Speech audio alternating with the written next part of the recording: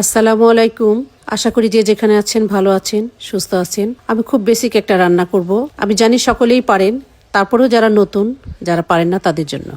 তো আমি প্রথমেই গরুর গোশ ধুয়ে ঝরিয়ে কিছু পেঁয়াজ দিয়ে দিলাম।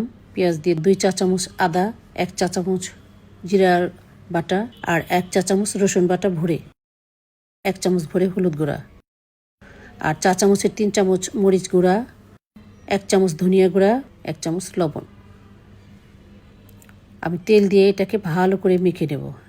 মনে রাখবেন, গোশটা যত সুন্দর করে মাখবেন, একটু বেশি করে, একদম মেখেই মনে হবে যে আমি অর্ধেকটা রান্না করে ফেললাম। দেখবেন গোশটা অনেক বেশি খেতে মজা হবে বা স্বাদ বাড়বে। তো আমি ভালো করে এটাকে মেখে নিলাম। দিয়ে দিলাম আমার নিজ হাতে বোনা গাছের তেজপাতা, দারচিনি, এলাচ আর কি কয়েকটা লবঙ্গ। আমি বসিয়ে দিলাম। আস্তে আস্তে এটাকে আমি কষাবো, অনেকক্ষণ ভরে কষাবো, প্রায় হাফ ডান করে ফেলবো।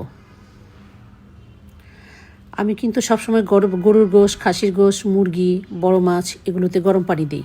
গরম পানি দিলে স্বাদটা অনেক বেড়ে যায়। আপনারাও চেষ্টা করবেন গরম পানি দিতে। যাই হোক, একটু জিরার গুঁড়া দিয়ে দিলাম। এখন আমি গরম পানি দিয়ে দেব। ভাববেন না এত তাড়াতাড়ি হয়ে গেল গোশটা রান্না করতে, কিন্তু প্রায় 2 ঘন্টার মতো সময় লেগেছে আমার। আমি সময় স্বল্পতার জন্য আপনাদের সংক্ষেপে দেখাচ্ছি। আমি জাস্ট 2টো নতুন আলু দিয়ে দিলাম, বাচ্চারা আলু পছন্দ করে। আমার গোশটি হয়ে গেছে, আমি এতটুকুই ঝোল রাখবো। আমি পেঁয়াজটা বেরেস্তা করে এর উপর দিয়ে দিলাম।